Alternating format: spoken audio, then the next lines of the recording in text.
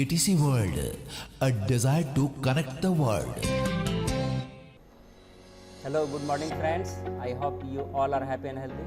तो चलिए शुरू करते हैं आज का क्लास अकाउंटिंग सेक्शन से। तो अकाउंटिंग सेक्शन में हम लोग पहले पढ़ चुके हैं कि अकाउंटिंग क्या है।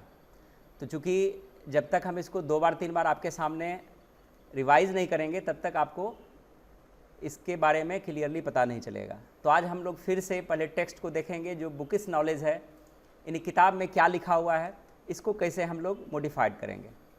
तो सबसे पहले देखते हैं, यहाँ पर आपका इंग्लिश मीडियम और हिंदी मीडियम दोनों आपके सामने मैंने रखा है। तो यहाँ पर दिया गया है कि अकाउंटिंग का मीनिंग क्या है, कहाँ से आया है, किसने इसको तैयार किया है, इसके बारे में हम लोग यहाँ पर इसका जनरल नॉलेज लेंगे। तो यहाँ पर दिया हुआ है, इन 1941 the American Institute of Certified Public accountants. देख लीजिए यहाँ पर, अगर आपको जीके जीएस की ज़रूरत पड़ेगी कभी तो आप यहाँ से देख सकते हैं। AICPA इसका किसका फुल फॉर्म है? The American Institute of Certified Public Accountants का had defined accounting as the art of recording. तो किसने इस डिफाइन को किया और कब किया? एक अकाउंटेंट का ग्रुप है, उस ग्रुप ने इसको तैयार किया। और इसका डेफिनेशन क्या दिया कि जो डेफिनेशन हमने पिछले क्लास में पढ़ा, the art of recording, classifying and summarising in a significant manner and in terms of money, transactions and events which are in part at least of financial character and interpreting the result thereof। जो definition हमने पढ़ा, इस definition का प्रतिपादन 1941 ईस्वी में हुआ है, ठीक है। और इसका प्रतिपादन करने वाले जो यहाँ पर इंस्टीट्यूट हैं, जिसका शॉर्ट फॉर्म होता है AICPA, ने इनको तैयार किया, ठीक है। अब यहाँ से देखिए, with greater economic development resulting in changing role of accounting, its scope became broader. In 1966 the American accounting association, फिर यहाँ पर एक टर्म आ रहा है जिसका शॉर्ट फॉर्म AAA है, defined accounting as the process of identifying, measuring and communicating economic information to permit informed judgments and decisions by users of information। ये आपका इंग्लिश में तथ्य था। तो एक बार इसको फिर से देखते हैं कि 1941 में परिभाषा तैयार किया गया एक अकाउंटेंट ग्रुप के द्वारा, जिनका शॉर्ट फॉर्म है AICPA। तो यहाँ से हम हिंदी में अब आते हैं। लेखांकन का संबंध, ये डेफिनेशन है हिंदी का, उन लेन देन एवं घटनाओं से है जो पूर्ण रूप से या आंशिक रूप से वित्तीय प्रकृति के होते हैं, मुद्रा के रूप में प्रभावशाली ढंग से लिखने, वर्गीकृत करने, संक्षेप में व्यक्त करने एवं उनके परिणामों की विश्लेषणात्मक व्याख्या करने की कला से है। उत्तरोत्तर आर्थिक विकास के परिणाम स्वरूप लेखांकन की भूमिका एवं क्षेत्र का भी विस्तार हुआ है। वर्ष 1966 में अमेरिकन अकाउंटिंग एसोसिएशन जो AAA है, ने लेखांकन को इस प्रकार परिभाषित किया। मतलब इसका दूसरा परिभाषा भी आया। लेखांकन आर्थिक सूचनाओं को पहचानने, मापने और संप्रेषित करने की एक ऐसी प्रक्रिया है जिसके आधार पर सूचनाओं के उपयोगकर्ता तर्कयुक्त निर्णय लेने में सक्षम होते हैं। ये 2 डेफिनेशन है। अगर आप लोग अकाउंटेंसी के स्टूडेंट हैं, कॉमर्स को रुचिपूर्वक पढ़ते हैं, तो दोनों डेफिनेशन आप कमांड करेंगे। अब आगे चलते हैं। जो हमारा यहाँ पर थ्योरी है, आज हमको जो पढ़ना है उसको हम फिर से विश्लेषण करेंगे, उसको पढ़ेंगे और देखेंगे कि ये किस प्रकार से वर्क करता है। तो यहाँ पर है ट्रांजैक्शन। ट्रांजैक्शन का हिंदी होता है सौदा। तो हम आपको बता देना चाहेंगे कि कॉमर्स जो हम पढ़ेंगे इसमें इंग्लिश मीडियम पढ़ाई होगी, हम कहीं कहीं आपको हिंदी माध्यम आपको देंगे।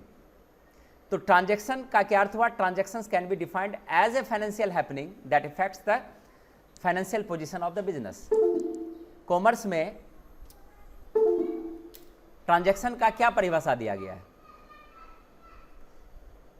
कि बिजनेस में होने वाली वह वित्तीय घटना, वह लेन देन जिससे आपके बिजनेस की स्थिति पता चलती है, वही आपका ट्रांजैक्शन कहलाता है। तो यहां पर आता है फाइनेंशियल ट्रांजैक्शन क्या है? Those transactions and events expressed in term of money are recorded in the account books. और खास करके अब फाइनेंशियल ट्रांजैक्शन क्या होगा? फाइनेंशियल ट्रांजैक्शन का तात्पर्य हुआ कि वैसा ट्रांजैक्शंस, वैसा लेन देन जिनका संबंध मनी से है। अगर उसका संबंध मनी से नहीं है, मनी मेजरमेंट नहीं कर रहे हैं और बिजनेस का पार्ट नहीं है, तो फाइनेंशियल ट्रांजैक्शन नहीं होगा। कोई बिजनेसमैन है, अपने घर में सब्जी लाता है, घर के कार्य को पूरा करता है, उसमें इन्वेस्ट कर रहा है, तो बिजनेस से उसको कोई मतलब नहीं है, तो वैसे ट्रांजैक्शन फाइनेंशियल ट्रांजैक्शन नहीं होंगे। लेकिन अगर कोई शॉप है, उसमें कुछ भी खरीद बिक्री करते हैं या उनसे रिलेटेड कोई भी कार्य होता है, तो वो फाइनेंशियल ट्रांजैक्शन हो सकता है। लेकिन आपका पर्सनल जो इन्वेस्टमेंट है, उसमें जो ट्रांजैक्शन हो रहे हैं, उस ट्रांजैक्शन को हम फाइनेंशियल ट्रांजैक्शन के अंतर्गत नहीं रखेंगे। आगे है कि फंक्शंस ऑफ अकाउंटिंग, अकाउंटिंग किस कार्य पर आधारित है, यानी कैसे ये कार्य करता है। तो फंक्शंस ऑफ अकाउंटिंग में हम देखेंगे कि चूंकि परिभाषा में देख चुके हैं और इसको हम अलग अलग पिछले क्लास में भी इसकी चर्चा किए हैं, लेकिन अब इसको हम विधिवत रूप से आपको आगे हम बढ़ाएंगे। तो यहाँ पर हम देख रहे हैं कि अकाउंटिंग के 3 फंक्शन हैं। पहला हो गया रिकॉर्डिंग, दूसरा है क्लासिफाइंग, तीसरा है समराइजिंग। ये 3 फंक्शन आपके अकाउंटिंग में होंगे। तो इसको हम एक बार से दिमाग में आप अटाइए। जिस प्रकार हम लोग कंप्यूटर का बेसिक में पढ़े थे कंप्यूटर फंक्शंस, तो फंक्शंस में उसमें भी 3 फंक्शंस पढ़े थे, इनपुट, प्रोसेस एंड आउटपुट। उसी प्रकार इसमें रिकॉर्डिंग, क्लासिफाइंग और समराइजिंग। देखते हैं इसको बारी बारी से। Recording is the art of recording business transactions according to the some specified rules. Recording is done in the book called journal. जब हम किसी भी बिजनेस ट्रांजैक्शंस को किसी बिजनेस बुक में, एक अप्रोप्रिएट बिजनेस बुक में एक स्पेसिफाइड रूल्स के द्वारा उसमें लिखते हैं, उसको सजाते हैं, तो वह एक प्रकार का रिकॉर्डिंग कहलाता है। वैसे हम पिछले क्लास में भी एग्जांपल दे चुके हैं कि जो भी ट्रांजैक्शन का जो भी घटना होता है, उस क्रम को जो हम अपने नोट्स में लिखते हैं, वो पहला स्टेप है रिकॉर्डिंग की। दूसरा है classifying. It is the process of grouping of transactions और entries of one nature at one place. This is done by opening accounts in a book called ledger. It contains all the accounts of the business. अब देखिए classifying क्या है। It is the process of grouping of transactions. जब हम किसी भी transaction को उनके ग्रुप के आधार पर राइट करते हैं, उनको सजाते हैं, लिखते हैं या मेंटेन करते हैं, वो सारी एंट्री क्लासिफाइंग के अंतर्गत आएगा। This is done by opening accounts in a book called laser. और खास करके इनको जो है लेजर के आधार पर, लेजर क्या होता है हम आगे बताएंगे। अकाउंट का जो भी नाम है वो लेजर के अंतर्गत ही आता है।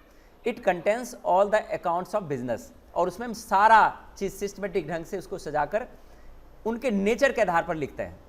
आगे है summarising. It is the part of presenting the classified data in a manner which is understood by the user. In other way we can say that summarising in the conclusion of entire business transaction. देखिए last में लिखा हुआ है, ये conclusion होता है। Summarising का अर्थ हुआ कि जब हम कोई बिजनेस करते हैं तो बिजनेस में जो निचोड़ होता है, जैसे पिछले क्लास में हम बताए थे, आप एक दुकानदार हैं और आप 2 दिन या 3 दिन कहीं बाहर जाते हैं, किसी को बैठा दिए। जब 3 दिन के बाद आप पहुंचते हैं तो उनसे पूछते हैं कि बिजनेस की क्या स्थिति है, कितना की बिक्री हुई है। अगर वहां पर आपको बारी बारी से हर चीज़ का नाम लेकर बोलता है कि इसकी इतनी बिक्री हुई है, इसकी इतनी बिक्री हुई है, तो वो वहां पर समराइजिंग नहीं है। लेकिन वही व्यक्ति अगर आपको बोलता है कि सर 2 दिन में 5000 की बिक्री हुई है, तो वो 5000 शब्द जो बोला वो समरी था। एक ही बार में सॉल्यूशन आपका कंप्लीट हो गया कि पहले क्या किया उन्होंने। एक बिजनेसमैन क्या करता है, रिकॉर्डिंग करता है, मतलब उसको दर्ज करता है, लिखता है, तैयार करता है और उसको उनके नेचर के आधार पर डिस्ट्रीब्यूट कर देता है। और डिस्ट्रीब्यूट करने के बाद जो एक निचोड़ निकलता है, यही तो अकाउंटिंग का कार्य है। इतना कार्य हम जब तक नहीं करेंगे तो हम कॉमर्स को समझ नहीं सकते और अकाउंटेंसी हम मेंटेन नहीं कर सकते। ये तीनों चीज़ आपको याद रखना है। आगे देखते हैं ऑब्जेक्टिव्स ऑफ अकाउंट्स। अब इसमें क्या होता है, पहला देखिए ऑब्जेक्टिव्स ऑफ अकाउंट्स में है to keep systematic record of business transactions. मतलब इसमें क्या होता है, सबसे पहले कि हम क्या करते हैं कि बिजनेस ट्रांजैक्शंस को एक क्रमबद्ध तरीके से इसको रिकॉर्ड करते हैं to calculate profit and loss. अगर हम अकाउंटेंसी मेंटेन नहीं करेंगे तो हमको प्रॉफिट एंड लॉस का पता नहीं चलेगा। To ascertain the financial position of business, हमको बिजनेस की वित्तीय स्थिति पता नहीं चलेगी। To provide information to various parties, हम किसी को सूचना प्रेषित नहीं कर सकते हैं या किसी का सूचना ले नहीं सकते हैं। तो इसको समझने के लिए हम आपको एक एग्जाम्पल यहाँ पर देते हैं। मान के चलते हैं कि रामलाल नाम का एक व्यक्ति है, वो अपना शॉप खोल रहा है। तो रामलाल व्यक्ति क्या है, ऑनर है, लेकिन वह जो है वहाँ पर मान के चलिए कि किराने का शॉप खोल रहा है। तो यहाँ पर दो चीज़ आ जाता है, एक ऑनर और उसकी दुकान। और आप अकाउंटेंट हैं तो किस चीज़ का लेन देन कीजिएगा, किस चीज़ का ट्रांजैक्शन कवर कीजिएगा, उनका पर्सनल लाइफ का या दुकान का? दुकान का करेंगे। तो यहाँ पर दुकान का हम चालू कर दिए। अब वहाँ पर हम क्या करते हैं कि रामलाल जो व्यक्ति है उनका स्थिति पहले देखते हैं कि उन्होंने कितना बिजनेस में पूंजी लगाया है ना, अपने बिजनेस में कितना पूंजी लगाया। सपोज 5 लाख रुपया लगाया और 5 लाख में 3 लाख ही उसकी पूंजी है और उनकी 2 लाख रुपया किसी से लोन लेकर के या किसी से कर्जा लेकर के उन्होंने बिजनेस प्रारंभ किया, ठीक है ना। अब यहाँ पर कल्पना कीजिए कि उनका बिजनेस चालू हो गया और उसको लिखता नहीं है, ठीक है ना, किसी को उधार 10,000 का बेच लिया है, ठीक है ना। अब उनको 10 दिन के बाद देना था। अब उनको आप बताइएगा, जब वो आएगा तो बोले कि मेरे पास कितना बाकी है, बोलिए 12,000। तो यहाँ पर आपका तो लड़ाई झगड़ा होना ही है। हो सकता है उनको याद है, वो अपना मेंटेन कर रहे हैं, आप मेंटेन नहीं कर रहे हैं। तो जब तक हम अकाउंटेंसी नहीं करेंगे तो 10,000 बाकी है या 12,000 हमको पता चलेगा? नहीं चलेगा पता। तो हम क्या करते हैं, उसको सिस्टमेटिक ढंग से अकाउंट्स में सजा कर लिखते हैं। उसके बाद है, अब मान के चलिए कि हमारा साल भर कंप्लीट हो गया, हम बिजनेस करते हैं। बिजनेस की एक पॉलिसी होती है कि हमको लाभ लेना है, ठीक है ना। तो लाभ लेना है तो कैसे लाभ लेना है? तो जहां आप पूंजी लगाए थे, पूंजी का मूल्यांकन आप करेंगे और पूंजी का जो मूल्यांकन होगा उस मूल्यांकन के आधार पर ही हम देखेंगे कि हमारा वित्तीय पोजीशन क्या है। अगर हम 5 लाख लगाए हैं, अगर हमारा वहां पर सब कुछ लगा करके 8 लाख हुआ है तो 3 लाख मेरा बेनिफिट आया है। तो किस आधार पर जानेंगे? हम अकाउंटेंसी को मेंटेन करके इन सब चीज़ों को जान सकते हैं। To ascertain the financial position of business. अब यहाँ पर बिजनेस का जो फाइनेंशियल स्टेटस है कि हमारा घाटे में जा रहा है या हमारा लाभ में जा रहा है, तो बिना अकाउंट्स मेंटेन किए हम इन सब चीज़ों को नहीं जान सकते हैं। आगे है to provide information to various parties, किसी को कुछ सूचना प्रेषित करना है, आप अकाउंटेंसी के आधार पर ही कर सकते हैं। ये आपका ऑब्जेक्टिव्स ऑफ अकाउंट्स था। इसमें हम लोग इसी चीज़ को यहाँ पर देखेंगे। अगले क्लास में हम आपको जो है ट्रांजैक्शन कैसे कंप्लीट किया जाता है इसके बारे में चर्चा करेंगे। आप मेरे वीडियो से लाभान्वित हो रहे हैं, आपको बहुत बहुत धन्यवाद। आप मेरा हौसला इसी तरह बढ़ाते रहिए। जय हिंद, जय भारत। आज का क्लास यहीं तक रहेगा। Thank you.